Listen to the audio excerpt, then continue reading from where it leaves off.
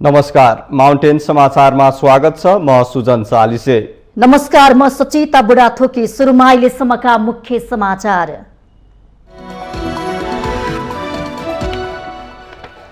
संसदबाट MCC अनुमोदन भएसँगै नेपालको परराष्ट्र नीति विवादित बन्दै।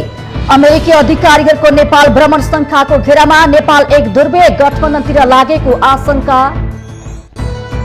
प्रधानमन्त्री देउवाको अमेरिका भ्रमणको तयारीलाई शंकाको दृष्टिले नहेर्न परराष्ट्र मन्त्री खड्काको आग्रह।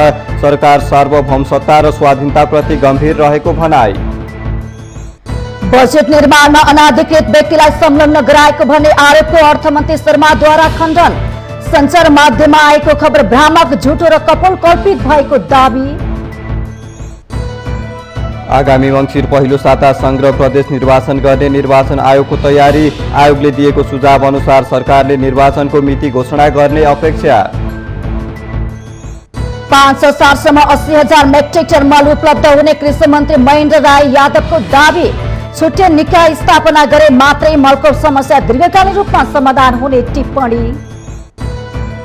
रुसी र युक्रेनी सेनाबीचको भिडन्त हुँदा सेरेदोनेत्स्क सहरको पुल ध्वस्त। पुल भत्किएसँगै सहरमा फँसेका नागरिकलाई मानवीय सामग्री पुर्याउन कठिन। र आइसिसी पुरुष क्रिकेट विश्वकप लिग 2 अन्तर्गत त्रिदेशीय सिरिजमा नेपालको जित। नेपालसँग ओमान 7 विकेटले पराजित।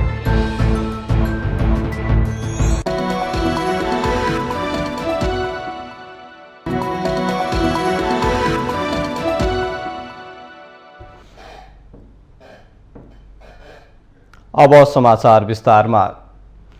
केही समय यता एकपछि अर्को गरी अमेरिकी उच्च अधिकारीहरूले नेपालको भ्रमण गरिरहेका छन्। ती भ्रमणहरू नेपालका लागि के कति फलदायी छन् भन्ने अनुमान लगाउन सक्ने अवस्था समेत छैन।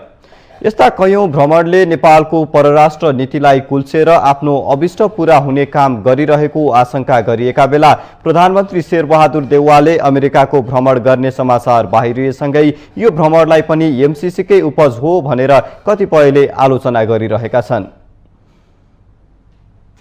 अमेरिकी सहयोग परियोजना एमसीसी पास भए नेपालमा स्वर्ण युग नै शुरू हुन्छ जस्तो गरियो। एमसीसी छिटो पास भएन भने समयमै परियोजनाले पूर्णता पाउन कठिन हुन्छ भनियो।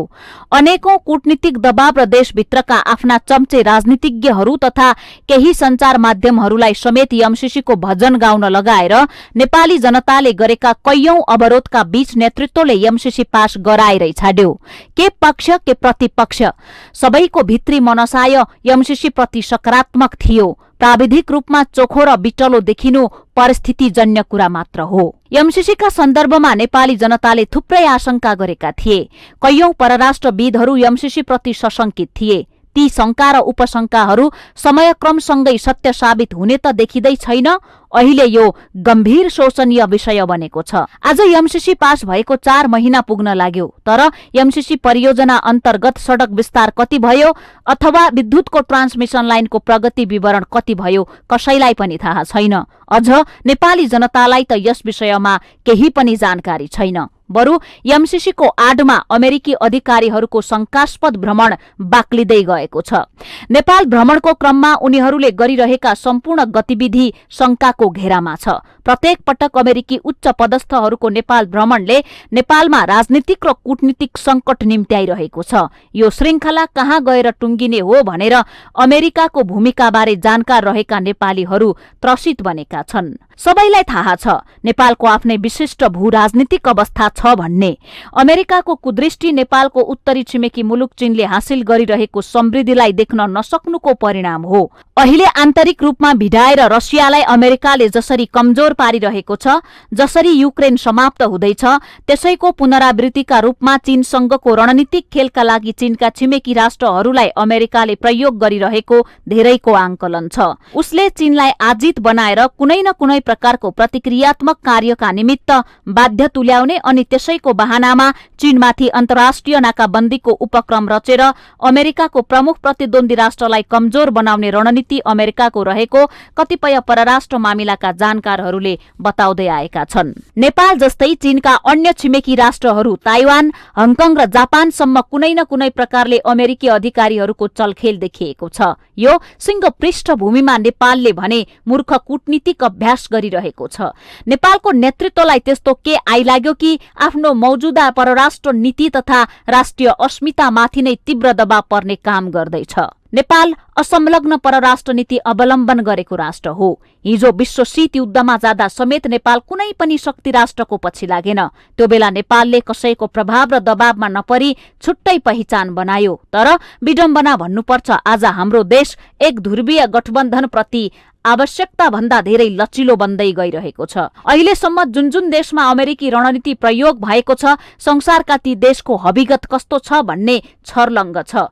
के हामीले पनि ती राष्ट्रहरूकै अनुकरण गर्न खोजेका हौं त? सैनिक द्वन्द्व र छिमेकी द्रोह गरेर कुनै पनि राष्ट्र समृद्ध बनेको इतिहास छैन। सीमित राजनीतिज्ञहरूको राजनीतिक अभिष्ट पूरा गर्नका निमित्त महाशक्ति राष्ट्रहरूको आशीर्वादले सत्तामा रहिरहन केही सजिलो त अवश्य होला, तर देश नै नरहे के को सत्ता के को राजनीति। निकट भविष्यमा नै प्रधानमन्त्री शेरबहादुर देउवाले गर्ने भनिएको अमेरिका भ्रमण केवल कूटनीतिक र आर्थिक विषयमा मात्र सीमित रहन सकोस्।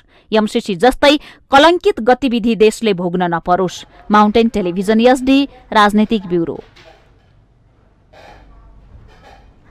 परराष्ट्र मन्त्री डाक्टर नारायण खड्काले प्रधानमन्त्री शेरबहादुर देउवाको अमेरिका भ्रमणको तयारीलाई शंकाको दृष्टिले नहेर्न आग्रह गर्नु भएको छ। मंगलबार प्रतिनिधि सभामा परराष्ट्र मन्त्रालयका लागि विनियोजित बजेटमाथि सांसदहरूले उठाएका प्रश्नहरूको जवाफ दिँदै मन्त्री खड्काले प्रधानमन्त्री देउवाको अमेरिकी भ्रमणलाई शंकाको दृष्टिले नहेर्न आग्रह गर्नु भएको छ। उहाँले द्विपक्षीय सम्बन्धलाई थप मजबुत बनाउन, आपसी सम्बन्धलाई गति प्रदान गर्न र सम्बन्धका नयाँ आयाम ल्याउनको लागि दुई देशको भ्रमण तथा छलफलहरू अपरिहार्य गरेको दाबी रहनु भएको छ। मन्त्री खड्काले दुई देशका बीचमा हुने भ्रमणले नेपालको सम्बन्ध विस्तार गर्न र देशको छवि बढाउन भूमिका खेल्ने पनि बताउनु भएको छ।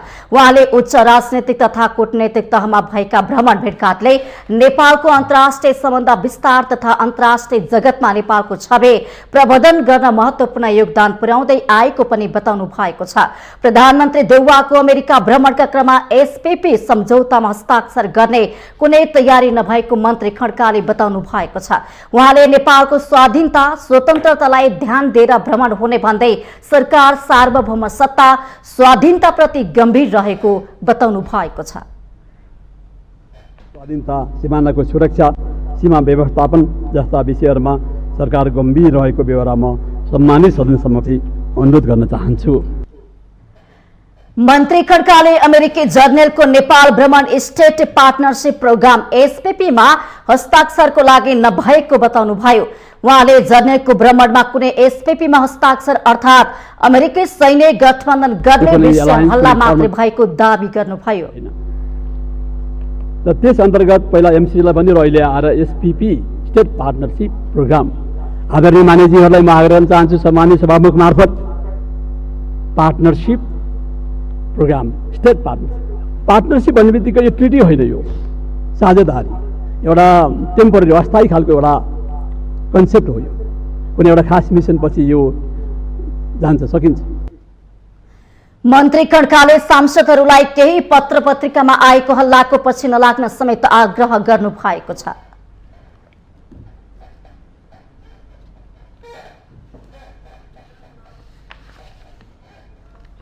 नेपाली कांग्रेसका सांसद बिन विश्वकर्माले अमेरिकाद्वारा प्रस्तावित स्टेट पार्टनरशिप प्रोग्राम एसपीपी सम्झौता नेपाली सेनाको क्षमता वृद्धिका लागि भएको बताउनु भएको छ। मंगलबार नयाँ बानेश्वर स्थित संसद भवनमा सञ्चारकर्मीहरूलाई संक्षिप्त प्रतिक्रिया दिँदै सांसद विश्वकर्माले एसपीपी सम्झौता नेपाली सेनाको सशक्तिकरण, आधुनिकीकरण र सैन्य क्षमता वृद्धिका लागि भएको बताउनुभयो।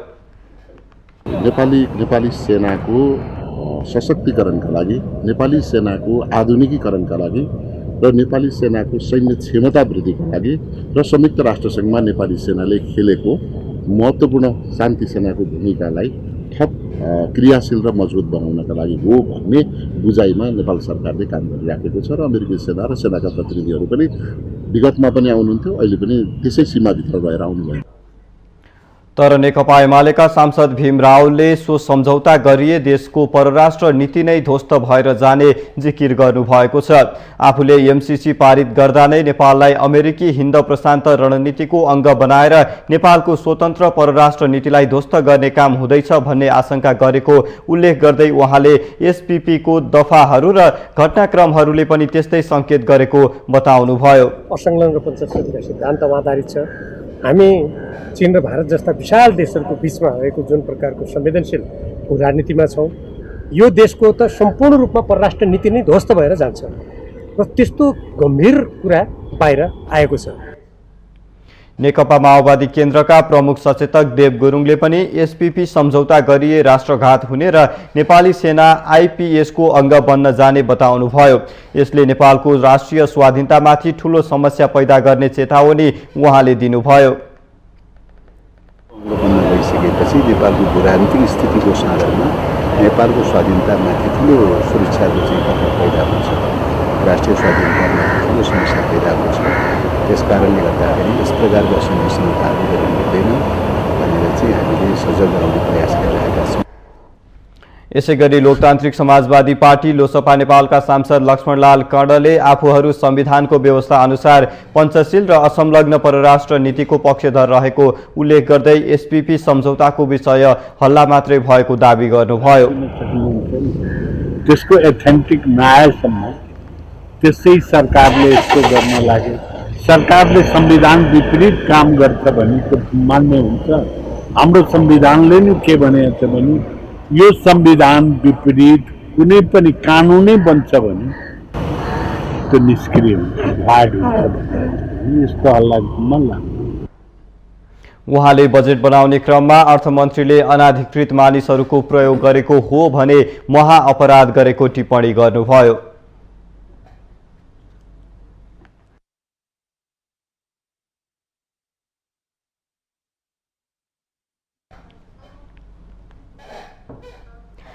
अर्थमन्त्री जनार्दन शर्माले बजेट निर्माणमा अनाधिकृत व्यक्तिलाई संलग्न गराएको भन्ने कुरा भ्रामक, झुटा र कपोकल्पित भएको भन्दै त्यसको खण्डन गर्नु भएको छ। बजेट निर्माणमा अनाधिकृत व्यक्तिलाई संलग्न गराइएको भन्दै प्रमुख प्रतिपक्षी दल एमाले राजीनामा माग गरिरहेको बेला अर्थमन्त्री शर्माले यस्तो स्पष्टीकरण दिनु भएको हो। उहाँले मंगलबार प्रतिनिधि सभा बैठकमा समय माग गरेर बोल्दै बजेट निर्माणको लागि अर्थ मन्त्रालयमा अर्थ सचिव र राजस्व सचिवको नेतृत्वमा टिम परिचालन हुने र उनीहरूले तयार गरेको बजेटमा अर्थमन्त्रीको हैसियतमा आफूले सरकारको नीति तथा भिजन मात्रै दिने अधिकार भएको र सोही अनुसार काम गरिएको बताउनु भएको छ। प्रस्तावहरू बन्ने गर्दछन्, यो कुरा म यहाँ जानकारी गराउन चाहन्छु र त्यसलाई एउटा आवश्यक तयारी गरेर निष्कर्षमा ल्याउने र अर्थमन्त्रीले सरकारको नीति र भिजनलाई नीतिगत रूपमा निर्देशन दिने, त्यस आधारमा बजेट तयार हुने परम्परा रहेको र अहिले पनि त्यसरी नै बजेट तयार भएको कुरा म स्पष्ट गर्न चाहन्छु। अर्थमन्त्री शर्माले राजस्व परिचालन बारे राजस्व सचिव र अर्थ परिचालन सम्बन्धी अर्थ सचिवले आवश्यक तयारी गर्ने हुनाले त्यसमा अर्थमन्त्रीले खेल्न मिल्ने कुनै अधिकार नभएको दावी गर्नुभयो। यसैबीच अर्थमन्त्री जनार्दन शर्माको स्पष्टीकरण चित्त नबुझेपछि प्रमुख प्रतिपक्षी दल एमाले प्रतिनिधि सभा अवरुद्ध गरेको छ। अर्थमन्त्रीले बजेट निर्माणको क्रममा अनधिकृत व्यक्तिलाई अर्थ मन्त्रालयमा प्रवेश गराएको विषयमा संसदीय छानबिन समितिको माग गर्दै संसद अवरोध गरेको हो। एमालेका प्रमुख सचेतक विशाल भट्टराईले अर्थमन्त्री शर्मामाथि छानबिन समितिको माग गर्दै संसदीय समिति गठन नभएसम्म संसद चल्न नसक्ने बताउनु भएको छ।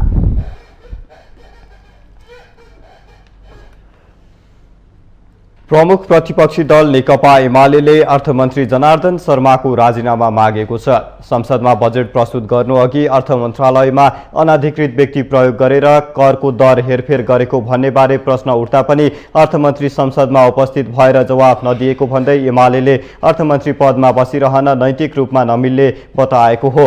मंगलबारको संसद बैठकमा एमाले उपाध्यक्ष एवं पूर्व अर्थमन्त्री सुरेन्द्र पाण्डेले करको विषय ज्यादै गोपनीय विषय भन्दै साँठगाँठ र मिलेमतो गर्ने जस्ता कुराहरू गम्भीर अपराध भएकाले मन्त्रीले नैतिक हिसाबले जिम्मेवारीमा बस्न नमिल्ने जिकिर गर्नुभयो। मान्छेहरू सहितको साँठगाँठका कुराहरू गरेर ट्याक्सका दरहरूमा तलमाथि गरिएका कुराहरू सार्वजनिक भएका छन्। नेकपा एमाले संसदीय दलको तर्फबाट हिजो यस बारेमा हामीले गम्भीरतापूर्वक प्रश्न खडा गरेका थियौँ। यति गम्भीरताका साथ प्रश्न खडा गरिसकेपछि अर्थमन्त्रीले आएर संसदमा यस बारेमा कुनै जानकारी प्रश्न पार्नु भएन। यो ज्यादै आपत्तिजनक कुरा हो।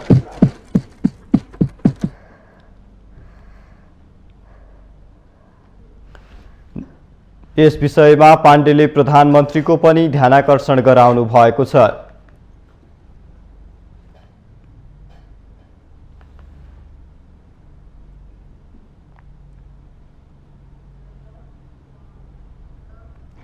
निर्वाचन आयोगले नेपालले आगामी मंसिर महिनाको पहिलो सातासम्म संघ र प्रदेश निर्वाचन गर्ने गरी तयारी थालेको छ।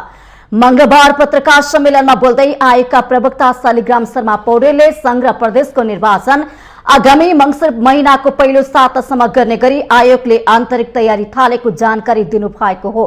उहाँले आयोगले एकै चरणमा निर्वाचन गर्दा मंसिरको पहिलो सातासम्म निर्वाचन गर्ने गरी आन्तरिक तयारी गरेको पनि बताउनु भएको छ। प्रवक्ता पौडेलले आयोगले सरकारलाई निर्वाचन कानून बमोजिम दिएको परामर्शमा सरकारले निर्वाचनको मिति घोषणा गर्ने भएकोले आयोगले आन्तरिक तयारी गरिरहेको पनि स्पष्ट पार्नुभयो। निर्वाचन हुनुपर्छ भन्नेमै छ र एकै चरणमा निर्वाचन गर्दा मंसिरको फर्स्ट विकसम्म निर्वाचन गर्ने गरी आन्तरिक तयारी गरेको छ र अब यस सम्बन्धमा आयोगले सरकारलाई निर्वाचन कानुनहरू बमोजिम आयोगको परामर्शमा सरकारले निर्वाचनको तिथि घोषणा गर्ने भएको हुनाले आयोगले परामर्श यही मैले अहिले भने बमोजिम परामर्श दिने गरी आयोगले आन्तरिक तयारी गरिराखेको छ। उहाँले निर्वाचन आयोग नेपालले आसन्न प्रतिनिधि सभा र प्रदेश सभा सदस्यको निर्वाचनलाई मध्यनजर गरी आजदेखि मतदाता नामावली संकलन र अद्यावधि गर्ने कार्यक्रम सुरु गर्ने बताउनु भएको छ। उहाँले हाल अस्थायी बसोबास गरिरहेको जिल्लाको निर्वाचन कार्यालय गई मतदाता नामावली दर्ता गर्न सकिने पनि उल्लेख गर्नुभयो। प्रवक्ता पौडेलका अनुसार मतदाता नामावलीमा रहेको आफ्नो नाम, ठेगाना, जन्ममिति लगायतका विवरण सच्याउनलाई प्रमाणसहित निवेदन दिएमा आवश्यक निर्णय गरी त्रुटि सच्याउन सक्नेछन्।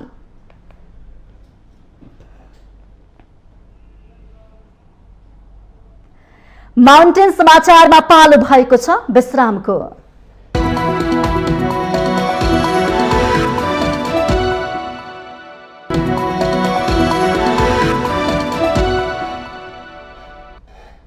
विश्रामपछि स्वागत छ। अब बाँकी समाचार।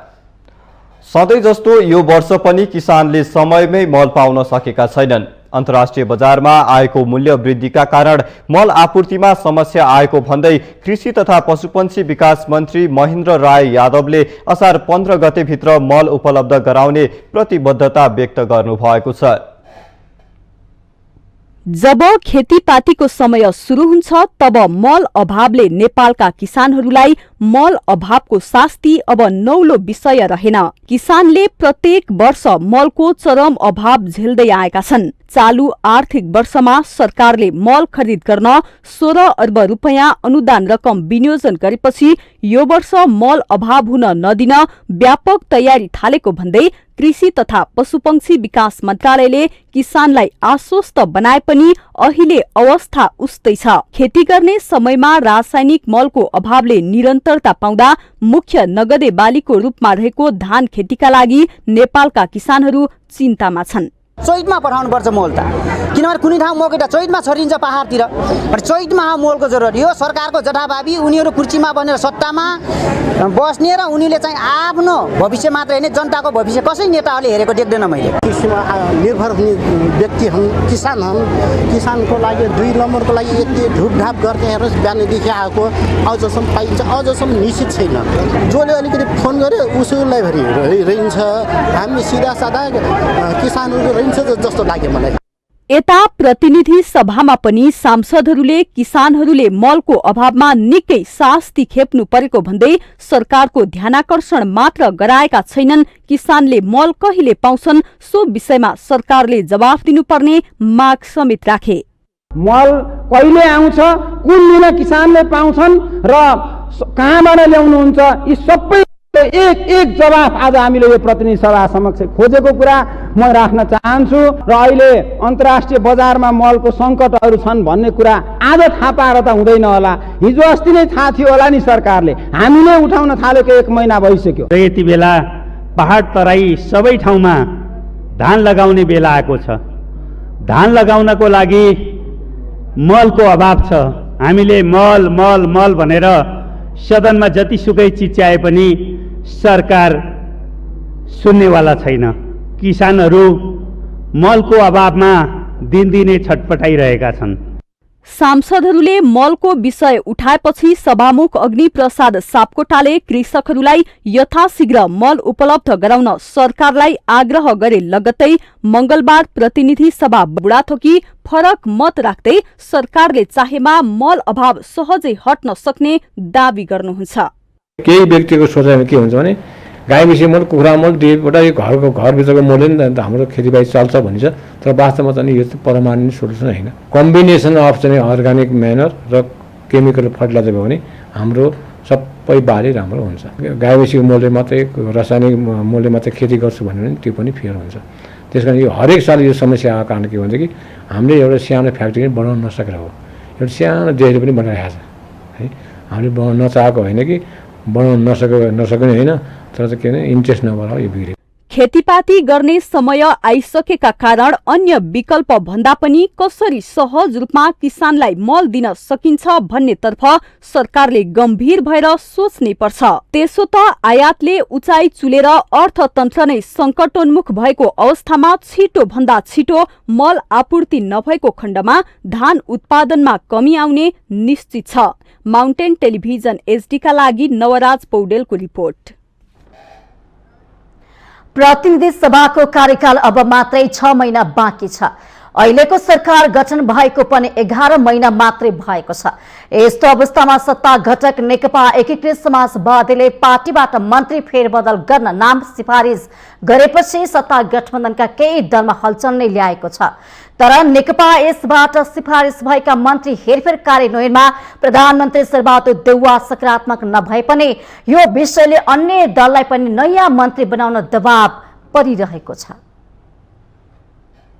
वर्तमान सरकार गठन भएको जम्मा 11 महिना हुँदा प्रतिनिधि सभाको कार्यकाल 6 महिना मात्र बाँकी छ। कतिपय मन्त्री नियुक्ति भएको 8 महिना पनि पूरा भएको छैन।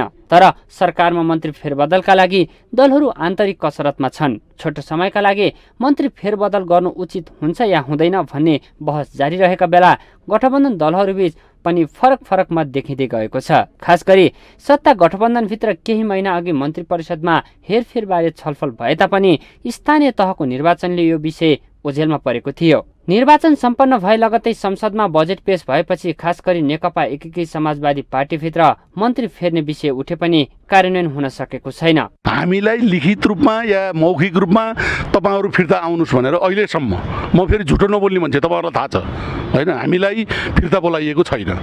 त्यसकारणले गर्दाखेरि पार्टीले कहाँ निर्णय गरेर कता बुझाछ त्यो हामीलाई थाहा पनि छैन हैन, कसको नाम बुझाछ त्यो हामीलाई थाहा छैन। तर पार्टीले आधिकारिक रूपमा फिर्ता आउनुस् भनेको छैन। फिर्ता पार्टीले भनेपछि नआउने भन्ने कुरा हुँदैन। निर्णय भइरहेको हो भने पनि हामी पनि त पार्टीकै चाहिँ केन्द्रीय सदस्य हौँ, हामीलाई पनि जानकारी हुनुपर्छ भनेर चित्त दुखाइ हुनु त स्वाभाविक हो नि। हामी पनि मानव जाति हौँ होइन। तर अहिले हामीलाई त्यसरी मैले कसैलाई धम्काउने त्यस्तो चाहिँ कसैलाई गरेको छैन। संविधानतः सरकारलाई आगामी मङ्सिरमा प्रतिनिधि सभा र प्रदेश सभाको निर्वाचन गराउनु पर्ने संवैधानिक बाध्यता छ। त्यसका लागि सरकारले जतिसक्दो चाँडो निर्वाचनको मिति तोकेर चुनावको तयारीमा जुट्नुपर्ने देखिन्छ। त्यति मात्र होइन, 5 दलीय गठबन्धन सरकारको आयु पनि बढीमा मङ्सिरसम्म भएको अवस्थामा प्रधानमन्त्री शेरबहादुर देउवा तत्काल मन्त्री हेरफेर गर्ने मनस्थितिमा देखिनु भएको छैन। प्रतिनिधि सभाको कार्यकाल धेरै बाँकी नरहेका बेला मन्त्री फेरबदलका लागि भएको कसरतलाई पार्टीभित्र मात्र होइन बाहिर समेत सही नभएको नेपाली काङ्ग्रेसको बुझाइ छ। मन्त्री मण्डल पहिला चाहिँ विभिन्न पार्टीहरू चाहिँ नि के अरे मिलेर के अरे गठबन्धन सरकार भनेका छन्। अब आफ्नो पार्टीभित्र चाहिँ सहमति होला। अब कोही 6 महिना कोही आलापाला कुरा आएको छ नि होइन, होइन त्यो आलापाला कुरा होला। त्यस्तो किसिमको चाहिँ समस्या होइन। अब त्यो पनि अबको मन्त्रीमण्डल भनेको अब चुनावी सरकार हो। चुनाव छ त्योभन्दा अरू हुँदैन। सत्ता गठबन्धनको सहायताले स्थानीय तहमा सन्तोषजनक मत प्राप्त गरेको नेकपा माओवादी केन्द्र पनि मन्त्री फेरबदलले तताएको छ। हुन पनि सरकार गठन गर्ने बेलामै पालै पालो मन्त्री बनाउने आश्वासन नेतृत्वले दिएकै कारण आकांक्षी बढ्नु स्वाभाविक नै देखिन्छ। मन्त्रीमण्डलको हेरफेरको बारेमा हाम्रो छलफलै भएको छैन भनेपछि कसरी लिएको छ भनेर यो किन प्रश्न गरिराख्नु भएको छ? हाम्रो त छलफलै छैन त त्यो विषयमा, हामी छलफल गरिरहेको छैनौँ अहिले हेरफेरको बारेमा। काङ्ग्रेस र माओवादी केन्द्र केही महत्त्वपूर्ण मन्त्रालयमा साझेदारी गर्दै मन्त्री मात्र होइन मन्त्रालय पनि फेरबदल गर्ने कसरतमा लागेको छ। अर्थमन्त्री जनार्दन शर्मा पछिल्लो समयमा विभिन्न विषयमा विवाद आएका कारण पनि गृह मन्त्रालय माओवादी केन्द्रले लिएर अर्थ मन्त्रालय काङ्ग्रेसले राख्ने चर्चा पनि चलेको छ। प्रतिनिधि सभाको कार्यकाल 6 महिना मात्रै बाँकी रहँदा मन्त्री फेरबदल राजनीतिक आवश्यकता भन्दा पनि नेताहरूबीच मन्त्रीको लोभ नै रहेको स्पष्टसँग बुझ्न सकिन्छ। माउन्टेन टेलिभिजन एचडीका लागि क्यामेरामा केशव श्रेष्ठका साथमा बटुकराज गिरीको रिपोर्ट। नेकपा एकीकृत समाजवादीको स्थायी कमिटी बैठकमा पार्टीको स्थानीय तह निर्वाचन सम्बन्धी समीक्षा प्रतिवेदनमाथि छलफल सुरु भएको छ। मंगलबार पार्टी केन्द्रीय कार्यालय तीनकुनेमा बसेको पार्टी स्थायी कमिटी बैठकमा पार्टीको केन्द्रीय सचिवालयले तयार पारेको स्थानीय तह निर्वाचनको समीक्षा सम्बन्धी प्रतिवेदनमाथि छलफल सुरु भएको हो। सचिवालयको तर्फबाट प्रस्तुत सो समीक्षा प्रतिवेदनमाथि बैठकमा छलफल सुरु गरिएको सम्मानित नेता झलनाथ खनालले जानकारी गराउनुभयो। उहाँले प्रतिवेदनमा नेताहरूले आफ्नो धारणा राखेको र त्यसबाट शिक्षा लिएर कसरी अगाडि बढ्ने भन्ने विषयमा छलफल जारी रहेको समेत बताउनुभयो। स्थानीय तहको निर्वाचन सम्बन्धमा समीक्षा बैठक हो। यो समीक्षा सम्बन्धी एउटा प्रतिवेदन प्रस्तुत भएको छ। सबैले आफ्नो आफ्नो कुराहरू राख्नु भएको छ, छलफल हुँदैछ र यो समीक्षाको सन्दर्भमा वास्तवमा 5 दलको बीचमा जुन ढङ्गले हुनुपर्ने थियो त्यो ढङ्गले भएन, सम्मानजनक एकता भएन, त्यसले गर्दाखेरि आउनुपर्ने परिणाम पनि आएन। त्यो हो। त्यसले गर्दा तर हामीले यसबाट के शिक्षा लिने भन्ने बारेमा अझै हामी छलफल गर्दैछौँ, छलफल जारी। बैठक आज पनि जारी रहने र निर्वाचनको समीक्षाबारे पार्टीको ठोस धारणा सार्वजनिक हुने नेकपा एकीकृत समाजवादीले जनाएको छ।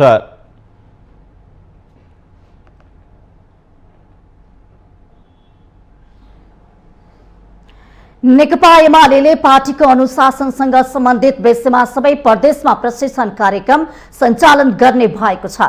मंगलबार पार्टी केन्द्रीय कार्यालय च्यासरमा बसेको पार्टीको केन्द्रीय अनुशासन आयोगको बैठकले पार्टीको अनुशासनसँग सम्बन्धित विषयमा 7वटै प्रदेशमा प्रशिक्षण कार्यक्रम सञ्चालन गर्ने निर्णय गरेको हो। पार्टीभित्र देखा परेका अनुशासनहीनतालाई वैचारिक रूपमा परास्त गर्ने मूल उद्देश्यको साथ साउन महिनाको दोस्रो साताबाट अन्तिम सातासम्म प्रदेश स्तरीय प्रशिक्षण कार्यक्रम आयोजना गर्ने निर्णय लिएको पार्टीका आयोगका अध्यक्ष केशव बडालले जानकारी दिनुभएको छ। पार्टी जिल्ला कमिटी सम्पर्क कमिटीहरूले हेर्ने दृष्टिकोण सम्बन्धी सवालमा र सहकारी अगाडि बढाउने सवालमा र अनुशासन आयोग र पार्टी कमिटीको बीचमा हातेमालो गरेर अगाडि बढ्ने विषयमा चाहिँ यो प्रशिक्षणमा हाम्रा ती विषय जान्छन् र यसबारेमा अहिले के देखा परेका समस्यालाई हल गर्ने विषयमा र पार्टीभित्र देखा परेका केही अनुशासन सम्बन्धी समस्यालाई पनि वैचारिक शिक्षाद्वारा अनुशासित पंक्ति निर्माण गर्नको निम्ति चाहिँ जोरदार रूपमा प्रयत्न गर्ने। प्रशिक्षण कार्यक्रममा केन्द्रीय अनुशासन आयोगको अधिकार, कर्तव्य, दायित्व र केन्द्रीय अनुशासन आयोगलाई सबै केन्द्रीय कमिटी, प्रदेश कमिटी, पार्टी जिल्ला कमिटी, सम्पर्क कमिटीहरूले हेर्ने दृष्टिकोण सम्बन्धी विषयवस्तु हुने पनि आयोगले जनाएको छ। त्यसैगरी बैठकले उमानाथ ओली, प्रदीप प्याकुरेल, लालमणि चौधरी, दीपक देवकोटा र पूर्ण शोभा चित्रकारलाई आयोगको सदस्य थप गर्ने निर्णय पनि गरेको छ।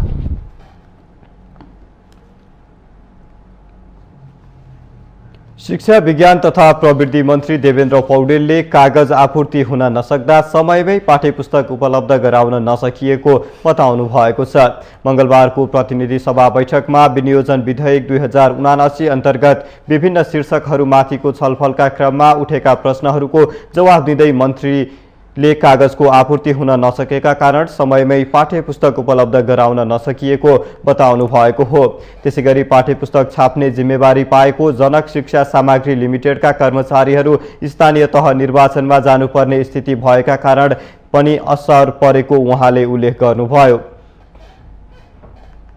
समयमा पाठ्यपुस्तक पुर्याउने प्रतिबद्धता हामीले सार्वजनिक रूपमा व्यक्त गरेको हुँदाखेरि समयमा पाठ्यपुस्तक जसरी नै पुर्याउनुपर्छ र हामी अहोरात्र हामीले ध्यान दियौँ।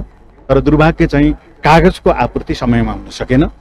निर्वाचन आयोगले निर्णय गरेको चुनावमा जनशिक्षा सामग्रीका कर्मचारीहरू पनि चुनावमा जानुपर्ने बाध्यात्मक स्थिति भयो। त्यसले गर्दाखेरि सहजतापूर्वक 15 दिन चाहिँ पाठ्य सामग्री पुर्याउने कुरा ढिलो भएको कुरा म यहाँहरूलाई जानकारी गराउन चाहन्छु। प्रतिनिधि सभामा सांसदहरूले उठाएका प्रश्नको जवाब दिँदै खानेपानी मन्त्री उमाकान्त चौधरीले अर्बौंको लगानीमा निर्माण गरिएको मेलम्ची खानेपानी आयोजनाको सुरुङ सुरक्षाको लागि वर्षायामसम्मका लागि त्यहाँको पानी काठमाडौँ उपत्यका ल्याउन बन्द गर्नु परेको स्पष्ट पार्नु भएको छ। मंगलबार प्रतिनिधि सभा बैठकमा आफ्नो मन्त्रालय अन्तर्गतको विनियोजन शीर्षकमाथि सांसदहरूले उठाएको प्रश्नको जवाब दिने क्रममा मन्त्री चौधरीले सो स्पष्टीकरण दिनुभएको हो।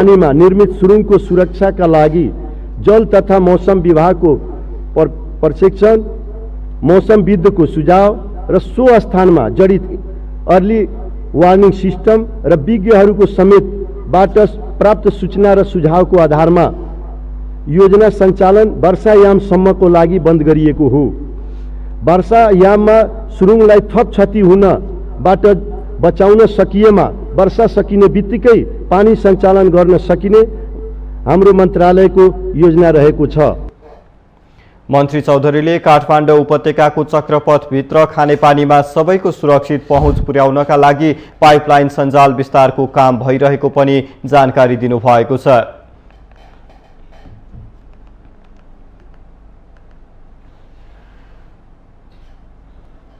माउन्टेन समाचारमा पालो भएको छ विश्रामको।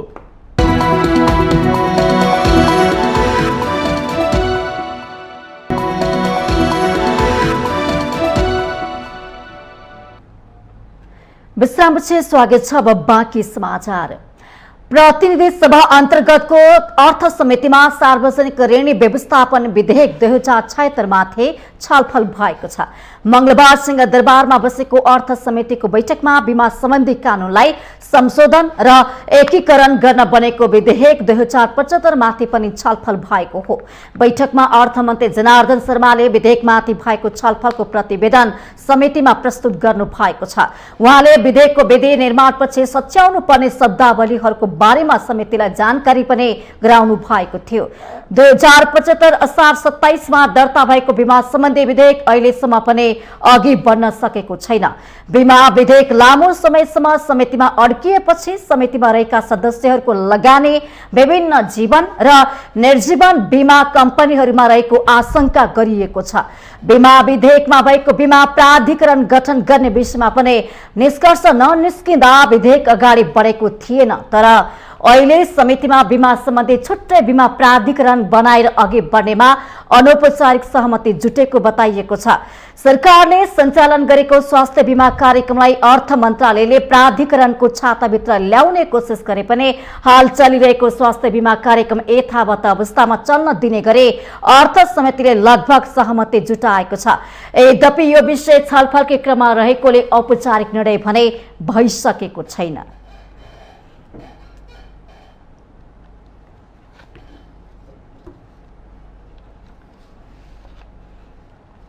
काठमाडौँ महानगरपालिकामा नयाँ नेतृत्व आएसँगै सार्वजनिक शौचालयको व्यवस्थापनले निकै चर्चा पाएको छ। संघीय राजधानी भएर पनि काठमाडौँका सार्वजनिक शौचालयहरूको अवस्था निकै दयनीय भएको अवस्थामा यसको व्यवस्थापनले चर्चा पाएको हो। काठमाडौँ महानगरपालिकामा रहेका कुल 58 मध्ये 35 वटा सार्वजनिक शौचालय मात्र हाल सञ्चालनमा छन्। काठमाडौँ महानगरपालिकामा नयाँ नेतृत्व सार्वजनिक शौचालयको व्यवस्थापनमा निकै सक्रिय भएको छ। अहिले तत्काल थप सार्वजनिक शौचालय निर्माण गर्न नसकेपछि विभिन्न संस्थाहरूसँगको साझेदारीमा यसको व्यवस्था गर्न पहलहरू भइरहेका छन्। काठमाडौँ महानगरले केही वर्ष अघि सार्वजनिक शौचालय सञ्चालनको मापदण्ड र कार्यविधिको मस्यौदा बनाउने जाँगर देखाए पनि अन्तिम रूप दिन नसक्दा अहिलेको अवस्था सृजना भएको हो। महानगरपालिकाका कुल 58 मध्ये 35वटा सार्वजनिक शौचालय मात्र सञ्चालनमा रहेको तथ्याङ्क छ। ती मध्ये पनि कयौं उपयोगहीन छन्, कुनैमा पानी नै छैनन् त कुनैमा सरसफाई नहुँदा दुर्गन्धित छन्। महानगरमा अहिलेसम्म बनेका 6वटा स्मार्ट शौचालय मध्ये कति त सबैको पहुँचमा नै छैनन्। एकदम नाजुक छ यहाँ। अब हामी कहिलेकाहीँ टोयलेट गयौँ भने पनि पानी छैन हैन, अनि त्यहाँबाट पानी एकदम फोहोर हुन्छ, अनि के भन्छ पैसा पनि तिर्नु पर्ने। अब त ल पैसा तिरे अनुसार हामीलाई केही पनि सुविधा पनि छैन नि हो, त्यसको एकदम नराम्रो छ क्या। अब केही राम्रो गर्दै त हुन्थ्यो नि, सरकारले हामीले यति धेरै कर पनि तिरेको छौँ होइन, ठाउँ ठाउँमा के भन्छ ठाउँ ठाउँमा एउटा राम्रो टोयलेट बनाइदियो भने हाम्रो लागि धेरै सजिलो हुन्छ। पानीको सुविधा छैन, सरसफाइहरू छैन, त्यो हिसाबले अब यसलाई व्यवस्थित यो स्मार्ट सिटी स्मार्ट शौचालय भन्ने बित्तिकै यो स्मार्ट नै हुनु पर्यो। यो चाहिँ अब तपाईँको त्यहाँ पानी छैन, तपाईँले क्यामेरा त्यहाँ घुमाउनु भयो भने चाहिँ त्यहाँको अब अवस्था चाहिँ भयावह छ।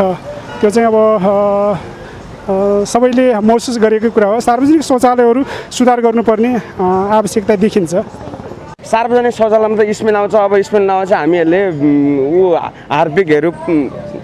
हार्पिकहरू प्रयोग गर्ने अनि विभिन्न खालका केमिकलहरू प्रयोग गर्ने हजुर। अनि पानी राखिदिने, साबुन हालिदिनुलाई साबुनहरू राखिदिने, अनि महिनामा आएर सरकारले खास गरी उपत्यकामा सार्वजनिक शौचालय सञ्चालन गर्न स्थानीय सरकार आफैले ठाउँ व्यवस्था गर्ने, बनाउने अनि सञ्चालनमा ल्याउने गरेको छ। काठमाडौँले सार्वजनिक शौचालय निर्माण नगरेको भने होइन, कतिपय शौचालय पुराना र जीर्ण भइसकेका छन् र सञ्चालनमा रहेका पनि कतिपय प्रयोगहीन छन्। अझ निजी क्षेत्रको साझेदारीमा बनाइएका शौचालयहरू त पसलहरूमा नै परिणत भइसकेका छन्। तर काठमाडौँका शौचालयको दुर्गन्धित अवस्था भइसक्दा पनि शौचालयको व्यवस्थापनतिर कसैको पनि ध्यान गएको देखिँदैन। काठमाडौँ महानगरसँग शौचालय बनाउन बजेट नभएको पनि होइन, छुट्याएको बजेट खर्च हुन नसकेको समाचार पनि आउने गरेका छन्। अहिले बजेटभन्दा इच्छा शक्ति र कार्यक्षमता नै अभाव देखिन्छ। महानगर उपत्यकाका शौचालयहरू पुनर्निर्माण गरेर प्रयोग हुन सक्नेलाई उपयोग गर्ने र बाँकी स्मार्ट शौचालयलाई प्राथमिकता दिइरहेको भन्दै आएको छ। टोयलेट हाम्रा अझै छन्, 12-15वटा टोयलेट चाहिँ युजेबल छन्, नभएको छैन अवस्था। तर ती पनि जुन अरूसँग अहिले जुन बनिरहेको छ कम्पिटेटिभ छैन र त्यसलाई चाहिँ अहिले हामीले एकदम जे भनिरहेका छौँ नि यस्तो हुनुपर्छ भन्ने कुरा नभएको हुनाले हामीलाई तिनीहरूलाई चाहिँ अगाडि ल्याएका छैनौँ। त्यस्ता टोयलेटहरू चाहिँ त्यसलाई चाहिँ पुनर्निर्माण गर्ने नै हो, त्यसलाई अहिले चाहिँ डिसमेन्टल गरेर अगाडि बढ्ने नै हाम्रो पहिलो प्राथमिकता हो र त्यो नसक्दाखेरि त्यसलाई जति सकिन्छ मर्मत सम्भार गरेर अगाडि। महानगरसँग अझै पनि शौचालय सञ्चालन सम्बन्धी कुनै प्रष्ट नीति नै छैन। महानगरपालिकाले सार्वजनिक शौचालयको सुविधा उपलब्ध गराउन होटल, रेस्टुरेन्ट तथा विभिन्न सङ्घ संस्थासँग अघि बढिरहेको छ। महानगरपालिकाले पहिले नै भएका शौचालयहरूको व्यवस्थामा पनि उत्तिकै ध्यान दिन आवश्यक छ। कुल 58वटा सार्वजनिक शौचालय मध्ये मात्र 35वटा सार्वजनिक शौचालय सञ्चालनमा रहेका छन्। सञ्चालनमा रहेका 35वटा सार्वजनिक शौचालयको अवस्था पनि निकै दयनीय बनेको छ। तीव्र शहरीकरण र बढ्दो जनसङ्ख्यालाई ध्यान दिँदै महानगरपालिकाले सफा र स्वच्छ सार्वजनिक शौचालय निर्माणमा ध्यान दिन आवश्यक छ। माउन्टेन टेलिभिजन एचडीका लागि क्यामेरामा प्रदीप घलानका साथमा बिन्दु अधिकारी, काठमाडौँ। हामीसँग आर्थिक अन्तर्राष्ट्रिय र खेल समाचार बाँकी नै छन्। माउन्टेन समाचारमा पालो भएको छ विश्रामको।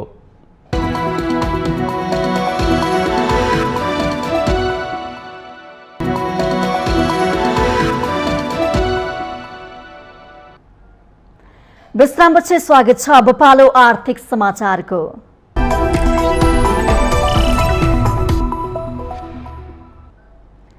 पुँजी बजार सुधार संघर्ष समितिका संयोजक तिलक कोइरालाले बुधबारदेखि पुनः आमरण अनसनमा बस्ने चेतावनी दिनु भएको छ। मंगलबार काठमाडौँमा संचारकर्मीसँग कुरा गर्दै संयोजक कोइरालाले यस्तो चेतावनी दिनु भएको हो। उहाँको आमरण अनसनको समर्थनमा लगानीकर्ताका 9 संगठनहरू रहेका छन्। कोइरालाले संघर्ष समितिले यसअघि बुझाएको 19 बुँदे मागहरू नेपाल धितोपत्र बोर्ड, नेप्से र राष्ट्र बैंकले पूरा गर्न नसकेकाले पुनः आमरण अनसन बस्न लागेको बताउनु भएको छ। धितोपत्र बोर्डले पठाएको फाइललाई अर्थ मन्त्रालयले रोकिरहेछ। अर्थ मन्त्रालयलाई उता चाहिँ नेप्सेले छिर्के हानिरहेको छ। राष्ट्र ब्याङ्क र अरू निकायहरू बिचमा समन्वय छैन। पुँजी बजारलाई चाहिँ सङ्कटग्रस्त बनाउने चाहिँ नीतिहरू ल्याइएको छ। त्यो भएको हुनाले माग पुरा गर्ने त कुरै छैन, झन् चाहिँ सङ्कटमा पार्ने, पुँजी बजारलाई सङ्कटमा पार्ने कामहरू अर्थ मन्त्रालय र नियमनकारी निकायहरूले गरिरहेका छन्। त्यसकै विरुद्धमा हाम्रो यो आन्दोलन हो। कोइरालाले पुँजी बजार विस्तारवादी साम्राज्यवादी र वित्तीय साम्राज्यवादीहरूको एजेन्टहरूले लगानी गर्ने ठाउँ भन्ने सोच बनाउनु घातक हुने बताउनु भएको छ।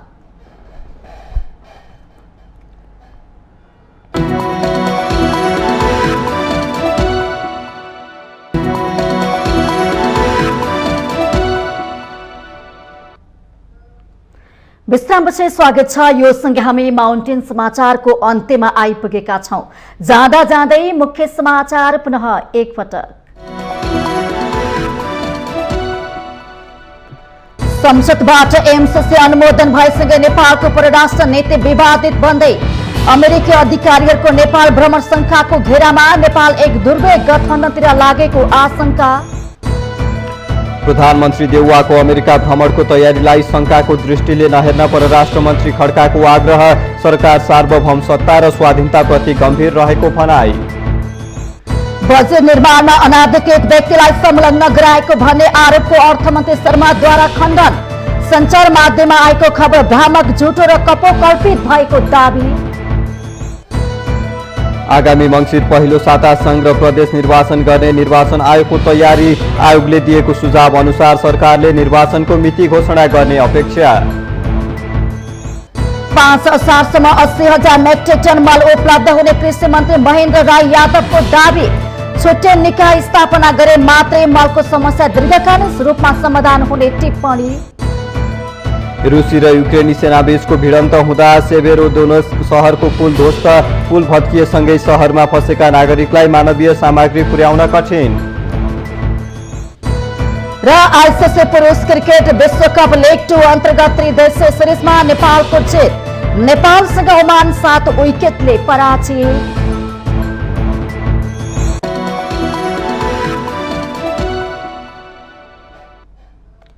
माउन्टेन समाचार अहिलेलाई यति नै। सत्य, तथ्य र निष्पक्ष समाचारका लागि माउन्टेन टेलिभिजन एचडी हेर्दै रहनुहोला।